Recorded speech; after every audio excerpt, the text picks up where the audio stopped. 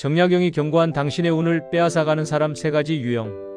18년 유배에서 깨달은 인간관계의 진실. 당신은 지금 이 순간에도 에너지를 빼앗기고 있습니다. 당신은 혹시 이런 경험이 있습니까? 만나고 나면 이유 모를 피로감이 밀려오는 사람. 함께 있으면 자꾸만 자신감이 깎이는 사람. 도움을 준다고 하지만 결국 당신만 손해보는 사람. 당신이 느끼는 그 불편함, 그것은 단순한 기분이 아닙니다. 당신의 본능이 보내는 경고 신호입니다. 조선 최고의 실학자 정약용은 권력의 정점에서 하루아침에 죄인으로 전락하며 18년의 유배 생활을 겪었습니다. 그 긴 세월 동안 그는 인간의 본성을 적나라하게 목격했습니다. 가장 가까이 있던 사람들이 가장 먼저 등을 돌렸고 은혜를 베풀었던 이들이 가장 독한 돌을 던졌습니다. 그러나 정약용은 그 고통 속에서 무너지지 않았습니다. 오히려 그는 차갑게 관찰하고 기록했습니다. 어떤 사람이 당신의 인생을 끌어올리고 어떤 사람이 당신의 인생을 끌어내리는지를. 그리고 그는 깨달았습니다. 인생에서 가장 중요한 것은 무엇을 하느냐가 아니라 누구와 함께하지 않느냐는 것을. 당신이 아무리 노력해도 성과가 나지 않는 이유, 아무리 열심히 살아도 운이 따르지 않는 이유. 그것은 당신의 능력 부족이 아닙니다. 당신 곁에 있는 잘못된 사람들이 당신의 에너지를, 시간을, 기회를, 그리고 운까지 빨아먹고 있기 때문입니다. 오늘 저는 정약용 선생님의 저서와 편지에서 말씀하셨던 내용을 바탕으로 선생님이 가장 경계했던 3가지 유형의 사람에 대해 이야기하려 합니다. 이 3가지 유형을 정확히 알고 당신의 인생에서 차단하는 순간 당신은 비로소 진짜 성장을 시작할 것입니다. 당신의 에너지는 회복되고 당신의 시간은 가치 있게 쓰이며 당신의 인생에 진짜 운이 들어올 것입니다. 그럼 첫 번째 유형부터 시작하겠습니다. 첫 번째 유형. 당신의 에너지를 빼앗는 감정 기생충. 정약용은 유배지에서 아들에게 보낸 편지에 이렇게 적었습니다. 세상에는 2 종류의 사람이 있다. 함께 있으면 힘이 솟는 사람과 함께 있으면 기운이 빠지는 사람. 후자를 멀리하지 못하면 너의 인생은 절반도 살지 못한 채 끝날 것이다. 감정 기생충. 이것은 제가 정약용 선생님의 철학을 현대적으로 재해석하여 붙인 이름입니다. 이들은 항상 자신의 불행을 이야기합니다. 만날 때마다 하소연이고 만날 때마다 불평입니다.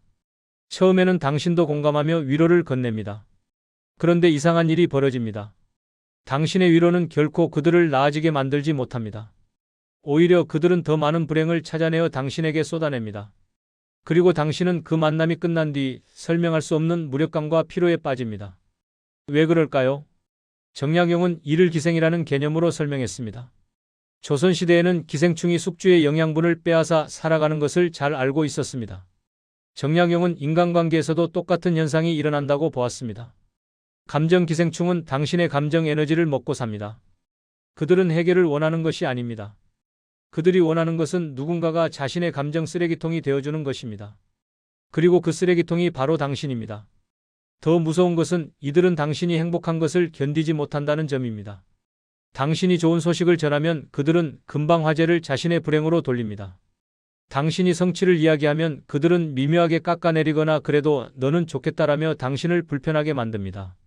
잠시 제가 실제로 목격한 이야기를 하나 들려드리겠습니다. 저의 한 지인 김 과장이라고 부르겠습니다. 그에게는 대학 동기 박 씨가 있었습니다. 2 사람은 20년 넘게 가까이 지낸 친구였습니다. 박 씨는 늘 자신의 불행을 이야기했습니다. 회사에서의 부당한 대우, 가족과의 갈등, 건강 문제, 경제적 어려움. 김 과장은 착한 사람이었습니다. 그는 박 씨의 이야기를 들어주고 조언을 해주고 때로는 경제적으로도 도왔습니다. 그런데 이상한 일이 벌어졌습니다. 10년이 지나도 박 씨의 상황은 전혀 나아지지 않았습니다. 아니, 오히려 더 많은 문제를 만들어냈습니다. 어느 날 김 과장은 깨달았습니다. 박 씨와 통화를 하고 나면 자신이 항상 우울해진다는 것을, 박 씨를 만나고 나면 하루 종일 무기력해진다는 것을, 그리고 박 씨는 자신이 승진했다는 소식에 축하보다는 너는 좋겠다. 나는 언제쯤 좋아질까라는 반응을 보인다는 것을. 김 과장이 거리를 두기 시작하자 놀라운 일이 일어났습니다. 그는 에너지가 돌아오는 것을 느꼈습니다. 우울함이 사라졌습니다. 일에 집중할 수 있게 되었습니다. 그리고 6개월 뒤 그는 더 큰 승진 기회를 잡았습니다. 이것이 감정 기생충의 실체입니다. 정약용은 유배 시절 이런 사람들을 모두 정리했습니다. 그리고 그는 기록했습니다. 그들을 떠나보낸 뒤에야 비로소 나는 책을 읽을 힘이 생겼고 글을 쓸 여유가 생겼다. 독한 사람을 떠나보내는 것은 잔인함이 아니라 자기 보존이다. 당신 주변을 돌아보십시오. 만나고 나면 항상 기운이 빠지는 사람이 있지 않습니까? 그 사람과의 약속이 늘 부담스럽지 않습니까? 그들과 통화하고 나면 하루가 다 가버린 것 같지 않습니까? 그렇다면 그 사람은 감정 기생충입니다. 당신은 착한 사람이기에 그들을 떠나보내는 것이 냉정하다고 느낄 수 있습니다. 하지만 정약용은 말합니다. 착함과 어리석음은 다르다. 착한 사람은 도울 가치가 있는 사람을 돕고 어리석은 사람은 자신을 파괴하는 사람까지 품는다. 당신의 에너지는 한정되어 있습니다. 그 귀한 에너지를 아무 변화도 일으키지 않는 감정 쓰레기통에 쏟아붓는 것은 당신의 인생을 스스로 버리는 행위입니다. 오늘부터 당신의 에너지를 지키십시오. 에너지를 빼앗는 사람에게는 거리를 두고 에너지를 나눌 가치가 있는 사람에게 집중하십시오. 두 번째 유형. 당신의 평판을 갉아먹는 독설 전파자. 정약용은 목민심서에서 이렇게 기록했습니다. 한 사람의 명예는 10년을 쌓아도 하루 만에 무너진다. 그리고 그 무너뜨림은 대부분 가까운 곳에서 시작된다. 독설 전파자, 이들은 당신 앞에서는 친절하고 다정합니다. 하지만 당신이 없는 자리에서는 당신을 이야기합니다. 당신의 약점을, 당신의 실수를, 당신의 사생활을 다른 사람들에게 퍼뜨립니다. 더 교묘한 것은 그들은 악이 없는 척합니다. 나는 그냥 사실을 말한 것뿐이야. 나는 내 걱정이 되어서 다른 사람에게 조언을 구한 거야. 하지만 결과는 명확합니다. 당신에 대한 좋지 않은 소문이 퍼지고 당신의 평판은 조금씩 깎이고 당신은 이유도 모른 채 사람들의 태도가 달라진 것을 느낍니다.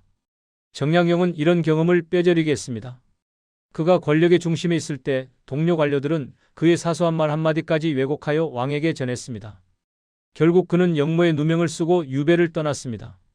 그는 유배지에서 이렇게 적었습니다. 칼로 베는 상처는 아물지만 혀로 베는 상처는 평생 아물지 않는다.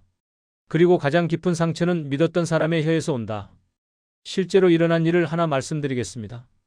이 씨라는 분이 있었습니다. 그녀는 작은 회사의 팀장이었습니다. 팀원 중에 최 대리라는 사람이 있었는데 그녀는 이 씨에게 항상 다정했습니다. 점심도 자주 같이 먹고 퇴근 후에도 가끔 차를 마셨습니다. 이 씨는 최 대리를 믿었습니다. 그래서 가끔 회사에서의 고민을 털어놓았습니다. 상사와의 갈등, 프로젝트에서의 실수, 심지어 개인적인 가족 문제까지 최 대리는 늘 공감하며 들어주었습니다. 그런데 3개월 뒤 이 씨는 묘한 분위기를 느꼈습니다. 다른 부서 사람들이 자신을 보는 눈빛이 달라졌습니다. 사람들과의 대화에서 미묘한 거리감이 느껴졌습니다. 그리고 어느 날 친한 후배가 조심스럽게 말했습니다. 팀장님, 최 대리가 사람들한테 팀장님 이야기를 많이 한대요. 팀장님이 프로젝트 실수한 거, 상사랑 사이 안 좋은 거, 심지어 가족 문제까지. 이 씨는 충격을 받았습니다. 자신이 믿고 털어놓은 이야기들이 회사 전체에 퍼진 것입니다. 최 대리는 걱정돼서라는 말을 앞에 붙이며 이 씨의 사생활을 소문으로 만들었습니다. 결과는 참담했습니다. 이 씨는 다음 승진 심사에서 탈락했습니다. 인사위원들은 그녀의 리더십과 안정성을 의심했습니다. 그녀가 평생 쌓아온 신뢰가 한 사람의 입 때문에 무너진 것입니다. 이것이 독설 전파자의 무서움입니다. 독설 전파자를 구별하는 방법은 명확합니다. 첫째, 그들은 다른 사람의 이야기를 즐겨합니다. 당신과 만났을 때 자기 이야기나 긍정적인 주제보다 다른 사람의 험담이나 소문이 대화의 중심이 됩니다. 둘째, 그들은 비밀을 지키지 못합니다. 당신이 이건 비밀인데라고 말한 내용을 그들은 반드시 다른 사람에게 전합니다. 물론 비밀인데라는 말을 앞에 붙이면서요. 셋째, 그들은 당신의 성공을 진심으로 기뻐하지 않습니다. 당신이 좋은 소식을 전하면 그들은 축하보다는 미묘한 질투나 폄하의 뉘앙스를 섞습니다. 정약용은 이런 사람들에 대해 단호했습니다. 독을 품은 뱀은 아무리 작아도 멀리해야 한다. 그 독은 한순간에 당신의 모든 것을 무너뜨릴 수 있다. 당신이 지금 사귀고 있는 사람 중에 이런 사람이 있다면 즉시 거리를 두어야 합니다. 그들과의 관계를 유지하는 것은 당신의 평판이라는 무형의 자산을 매일 조금씩 불태우는 것과 같습니다. 당신은 평생 쌓아온 신뢰를 단 한 사람의 독설 전파자 때문에 잃을 수 있습니다. 정약용은 유배에서 풀려난 뒤 자신을 배신했던 사람들을 다시 만날 기회가 있었습니다. 하지만 그는 단 한 명도 다시 가까이 하지 않았습니다. 그는 이렇게 말했습니다. 용서는 할 수 있지만 다시 신뢰는 할 수 없다. 한 번 독을 품은 사람은 언젠가 다시 그 독을 쓴다. 당신의 평판은 당신의 자산입니다. 그것을 갉아먹는 사람을 당신의 삶에 두지 마십시오. 특히 조심해야 할 순간이 있습니다. 술자리에서 감정이 격해졌을 때 혹은 친밀감이 높아졌다고 느낄 때 바로 이럴 때 우리는 방심하고 사적인 이야기를 합니다. 하지만 정약용은 경고합니다. 술에 취했을 때의 한마디가 평생의 후회가 된다. 그리고 그 말을 가장 잘 기억하는 사람은 당신의 적이 될 사람이다. 당신의 약점을, 당신의 비밀을, 당신의 실수를 함부로 말하지 마십시오. 당신이 믿는다고 해서 상대방도 당신을 지켜주리라는 보장은 없습니다. 세 번째 유형, 당신의 기회를 차단하는 성장 방해꾼. 정약용은 자제서, 즉 자식들에게 보낸 편지에서 이렇게 경고했습니다. 내가 배우려 할 때 그것이 무슨 소용이냐고 묻는 자를 조심하라. 내가 도전하려 할 때 그것은 불가능하다고 말하는 자를 경계하라. 그들은 내 날개를 꺾는 자들이다. 성장 방해꾼. 이들은 당신이 새로운 것을 시도하려 할 때마다 제동을 겁니다. 당신이 새로운 공부를 시작하려 하면 그거에서 뭐해? 라고 묻습니다. 당신이 사업을 시작하려 하면 실패하면 어떡하려고? 라고 걱정합니다. 당신이 새로운 기회를 잡으려 하면 너무 무리하는 거 아니야? 라고 말립니다. 처음에는 그들이 당신을 걱정해서 그런다고 생각합니다. 하지만 시간이 지나면 깨닫게 됩니다. 그들의 걱정은 당신을 위한 것이 아니라 그들 자신을 위한 것임을. 정약용은 이를 명확히 분석했습니다. 사람들은 타인의 성장을 두려워한다. 왜냐하면 그 성장이 자신의 게으름과 비겁함을 드러내기 때문이다.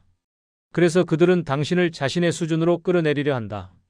구체적인 예를 들어보겠습니다. 정대리라는 분이 있었습니다. 그는 회사를 다니면서 야간 대학원에 진학하려 했습니다. 업무 분야의 전문성을 높이고 싶었기 때문입니다. 그런데 그가 이 계획을 동료들에게 말하자 반응은 싸늘했습니다. 같은 팀 선배는 말했습니다. 대학원? 회사 다니면서? 그거 진짜 힘들어. 나도 생각해봤는데 현실적으로 불가능해. 너도 금방 포기할 거야. 대학 동기는 말했습니다. 지금 회사 생활도 바쁜데 무슨 대학원이야? 그냥 지금 직장에서 열심히 하는 게 낫지. 괜히 힘들게 살지 마.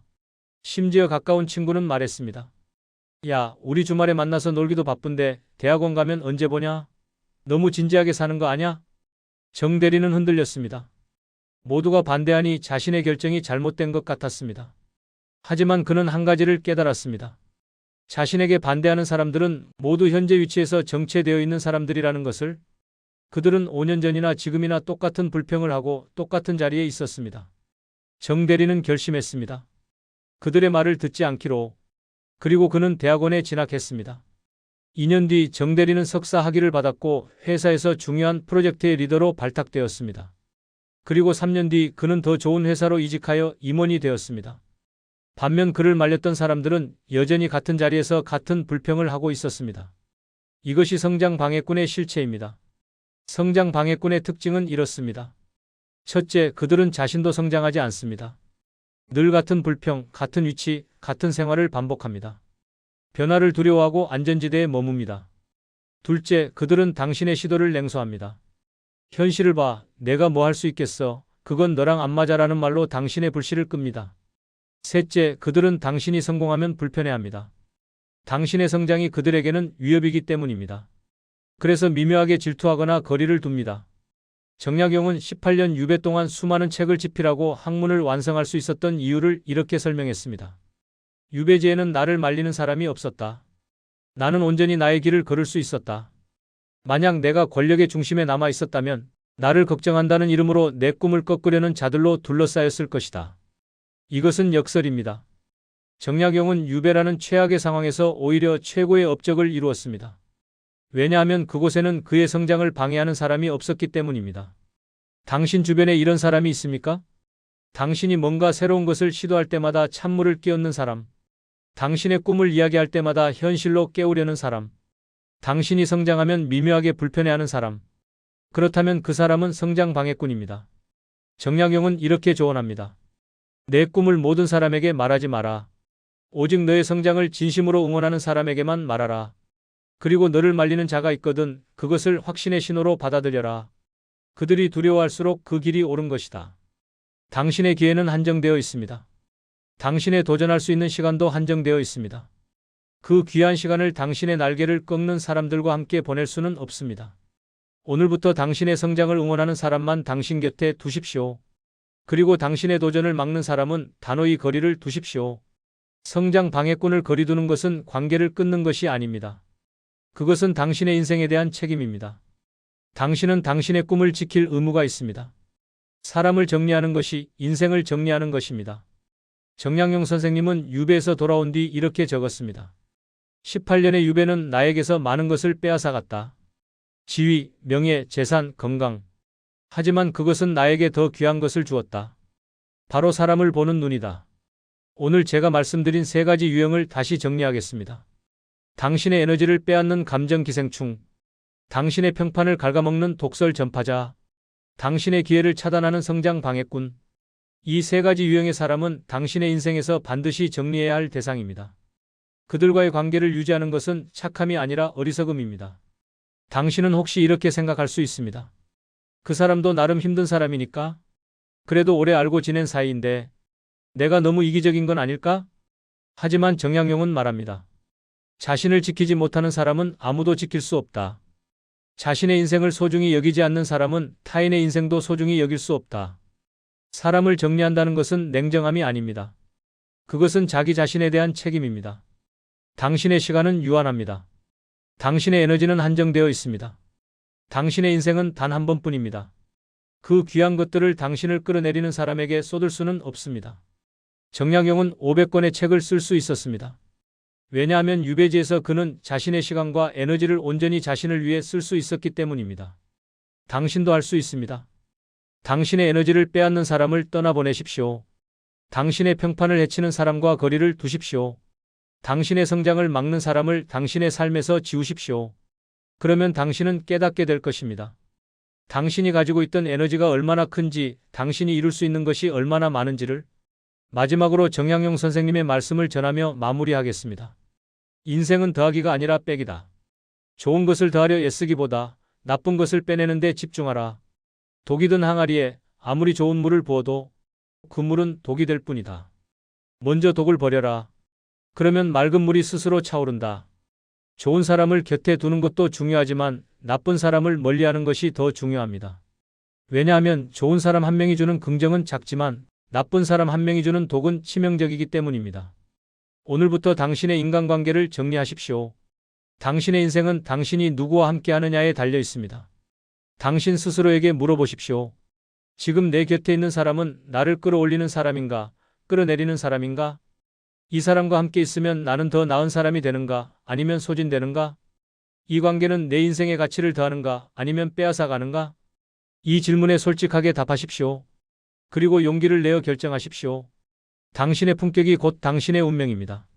정량용 선생님의 지혜가 당신의 인생을 지키는 방패가 되기를 바랍니다. 늘 행운과 행복이 가득하길 바랍니다.